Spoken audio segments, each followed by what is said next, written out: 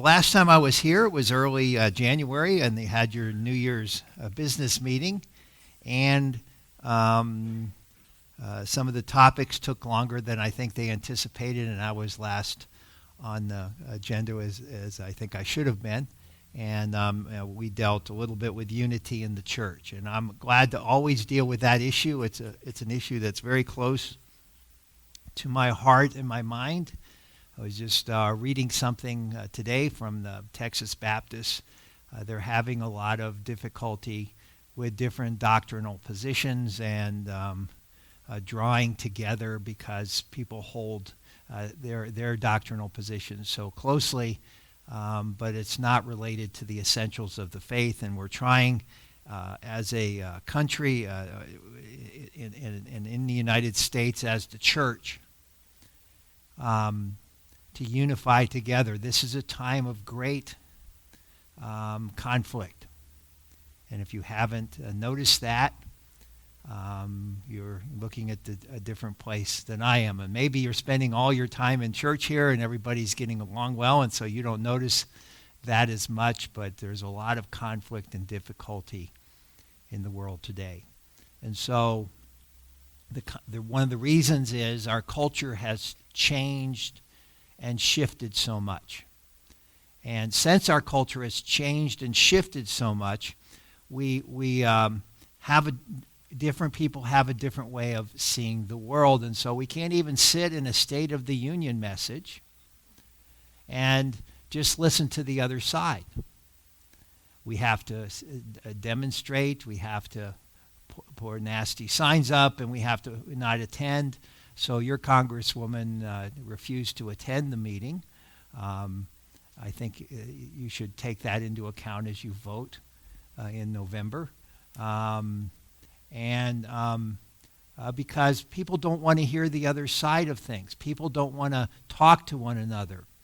But we have a message that requires us to be salt and light in the world. And if we're going to be salt and light in the world, we have to speak truth, but we have to speak it in love, and we have to engage the culture in a way that that people will be willing to visit with us and talk with us. Now, I know that we arrive at certain issues and people shut down, but there's a way to try to deal with this, and one of the things I wanted to talk about with you in January is understanding our culture, so that we can understand what they're thinking and what the basis of their understandings are. And so I'm going to give you some very basic things.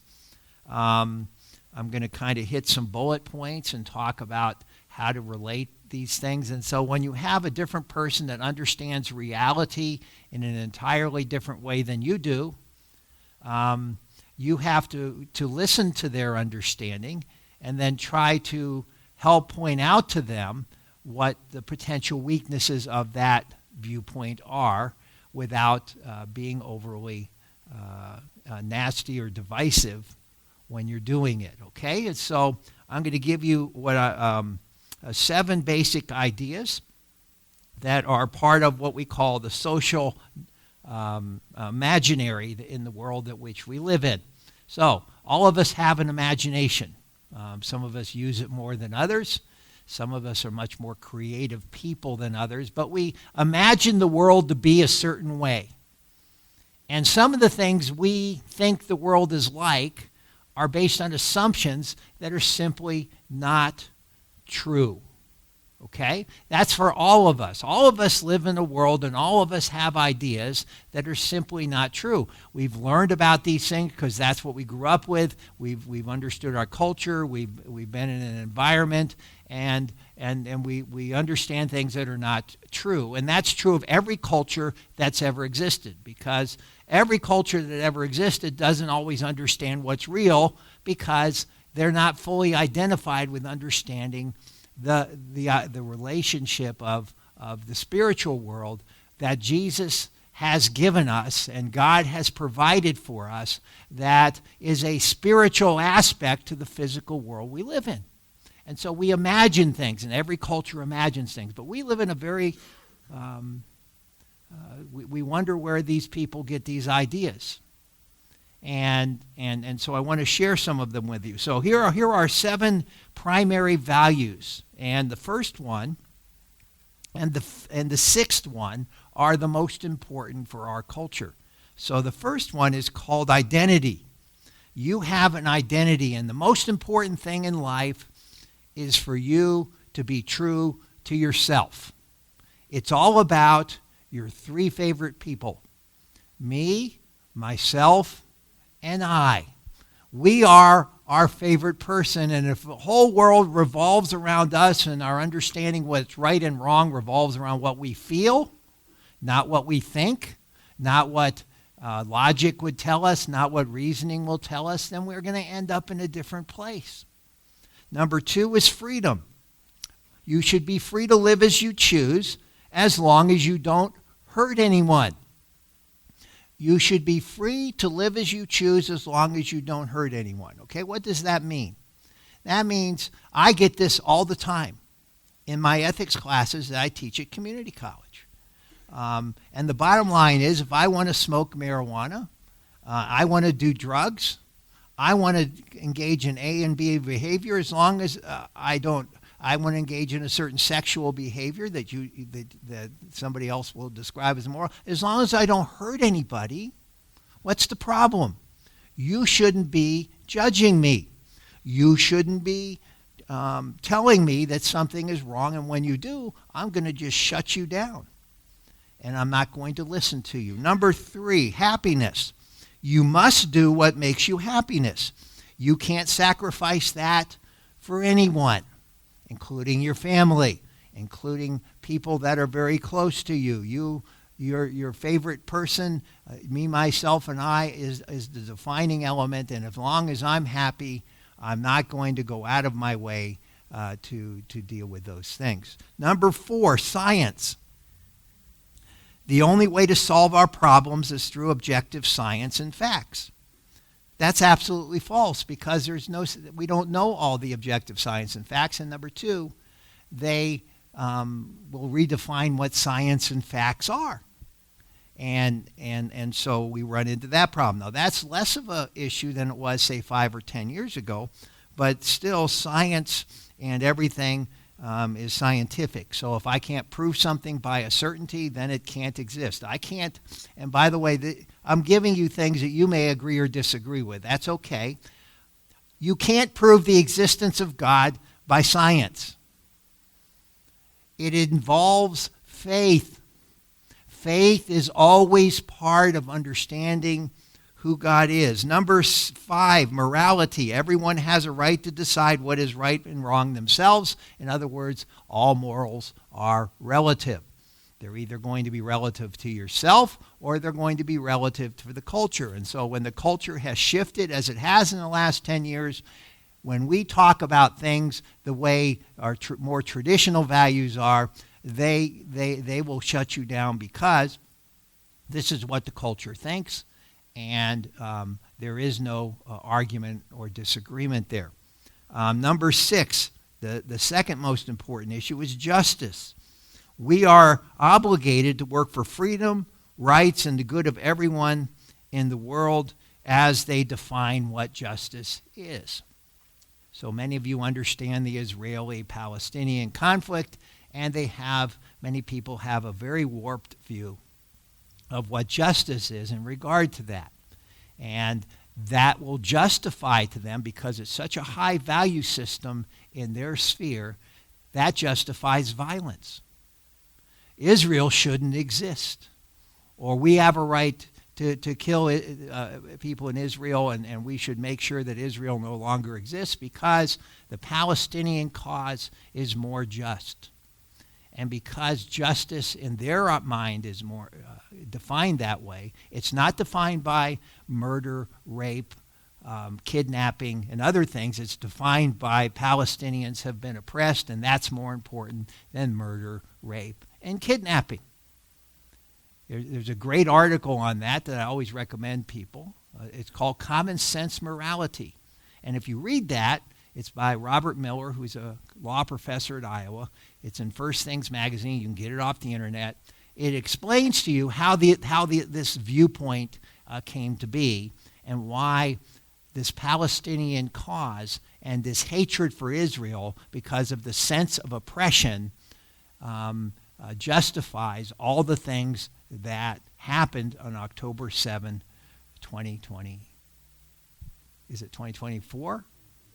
25. And 24. So, see, when you get old, you lose track of time. And so all of those things are significant to understand about why people think that way. Number 7, history is bending towards social progress and away from religion.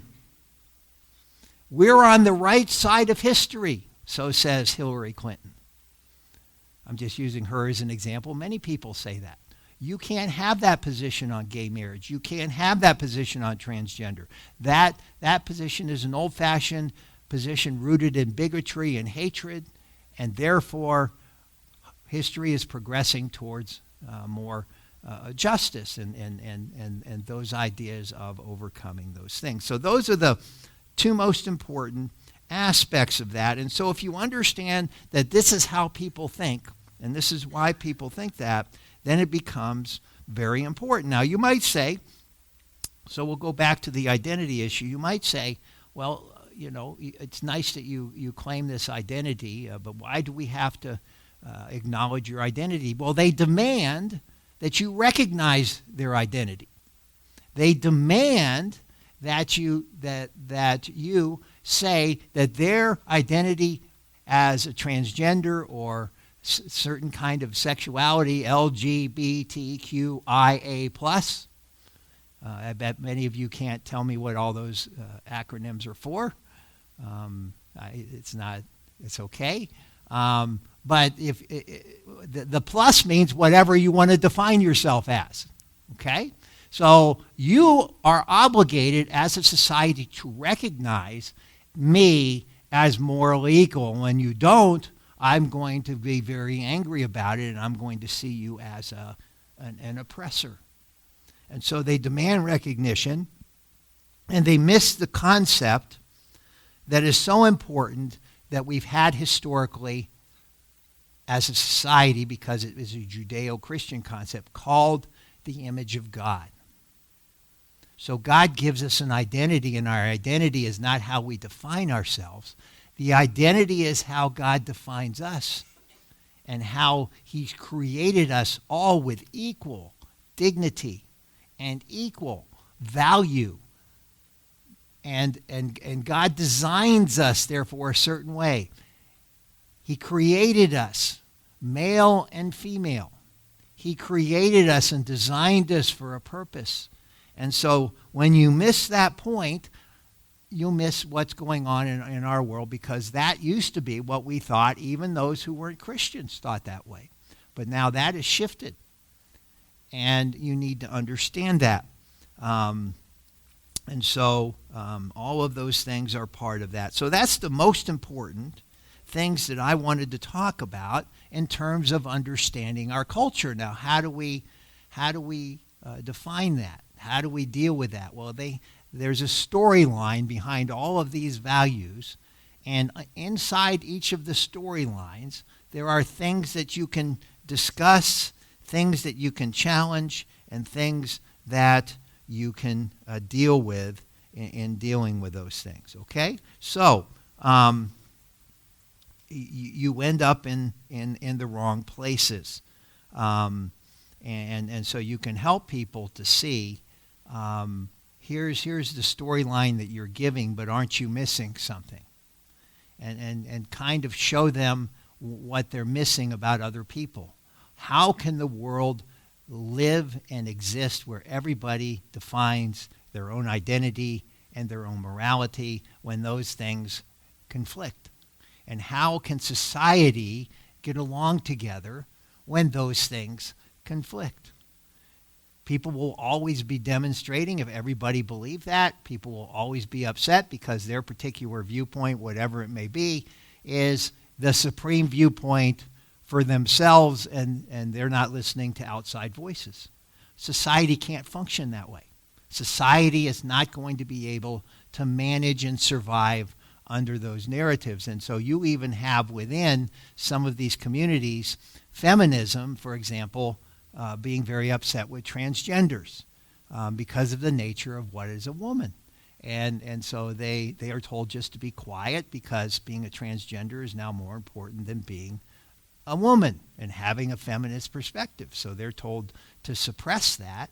And the conflict of those things are all part of those ideas and part of the concepts that they deal with. And so when they deal with morality, when they deal with social justice, and there's a storyline there, they miss so much about the whole concept of equal value, equal purpose, and then loving one another sacrificially, giving of yourself. And so when I ask my community college classes to define love, none of them understands, almost none of them, understands the concept of agape love, self-sacrificial love for the benefit of another. It's never been on their radar.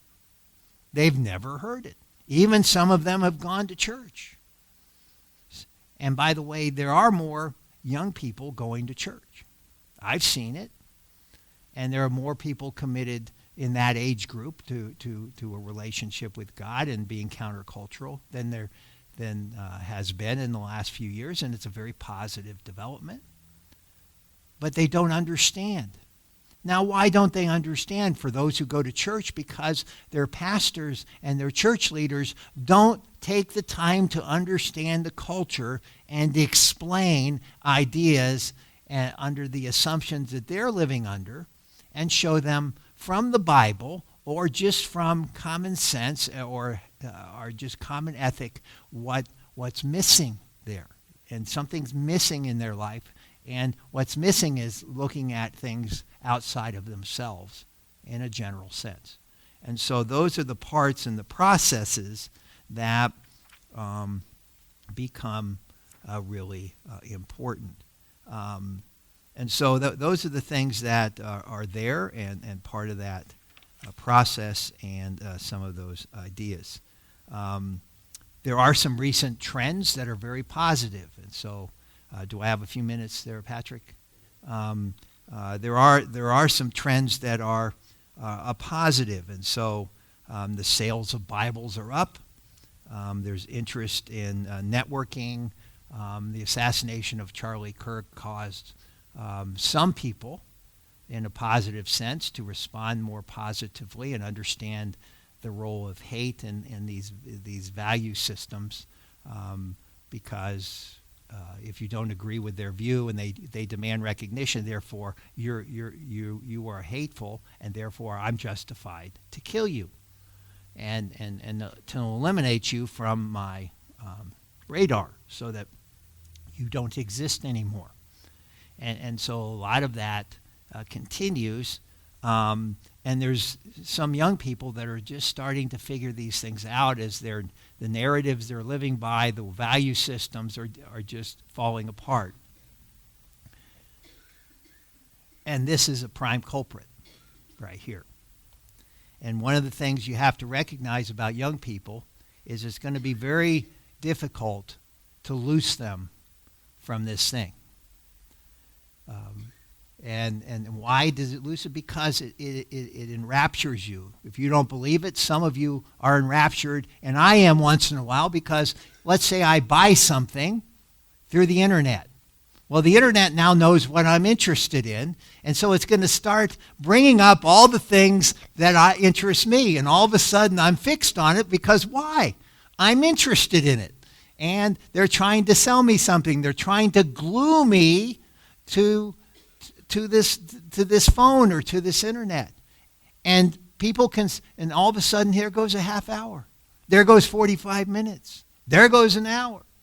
And that's because you're so interested in it. And what people do and how they think, the same thing happens to young people with their value systems.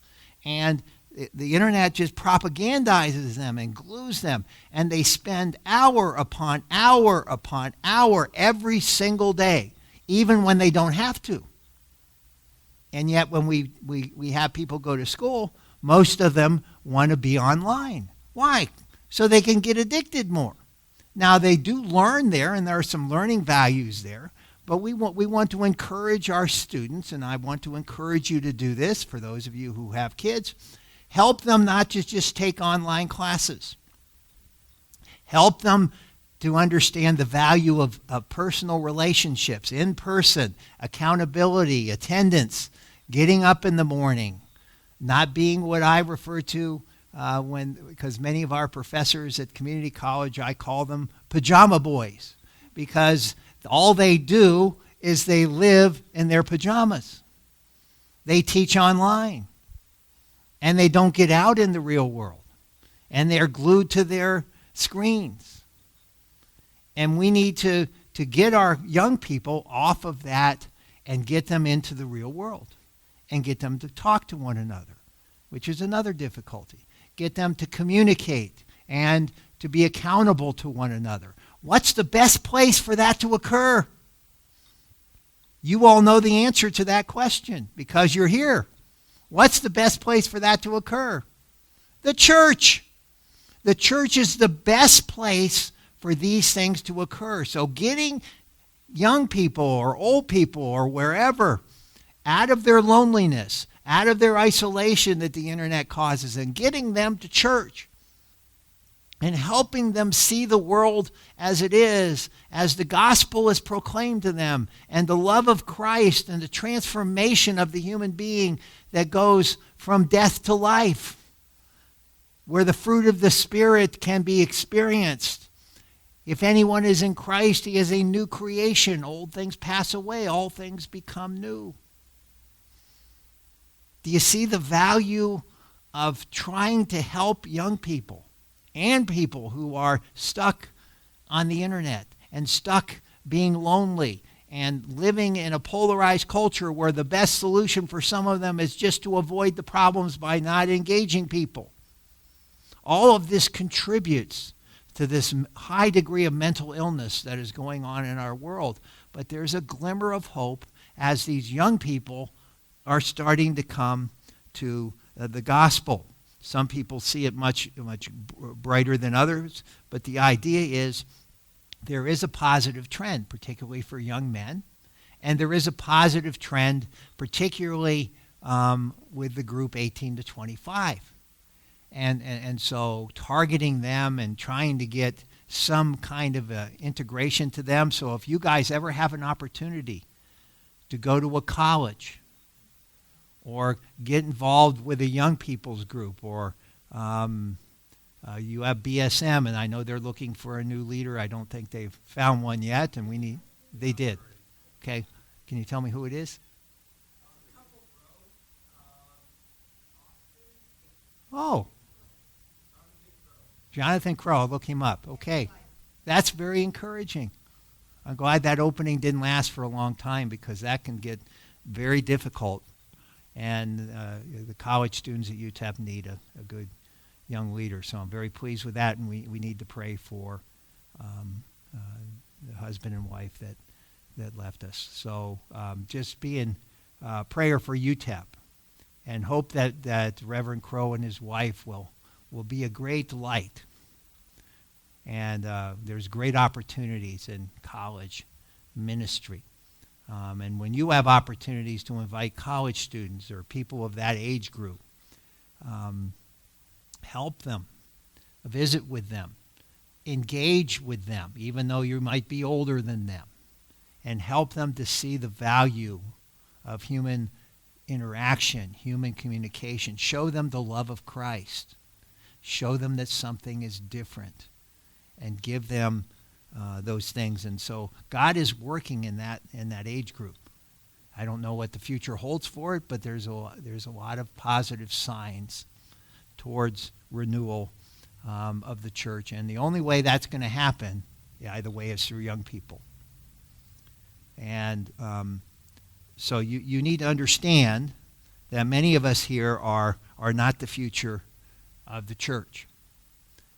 And we need to have a future here. And I know that you guys have been doing a good job of getting various age groups here, and continue to emphasize that. And if you have opportunities to get younger leaders trained and discipled and developed and become elders, that would be a great thing. And so keep looking towards the future, even as you are without your pastor, and look towards those things. Those are the main things I wanted to talk about. I can certainly talk about a whole lot more. I have a whole lot more here. But of the things I wasn't able to talk about last time, I think that was the most important thing. Understand your culture. Understand the world we live in. Be able to relate to it, be able to engage with it, help them to see things from a Christian worldview in a way that is engaging, that is thoughtful, and is not confrontational. And just be in prayer for your church, not just for your pastor, but for the future of our culture, because churches are dying left and right. And the decline of churches is very self-evident in our entire country, because they don't see the relevance of what you have here, and because they want to spend all their time on this and think that they can be a Christian by themselves, which is fiction, and it's evil fiction. There are people that can't come to church. That's a different issue. So just encourage people that you know are Christians. They don't have to go to this church. Help them to find a church home. Help them to develop their relationship with God, because their relationship with God is never fully developed outside of the church community, where you can experience the love of Christ and the grace of Christ and the mercy of Christ that is embodied in human beings, not in an idea. And that's really just so important.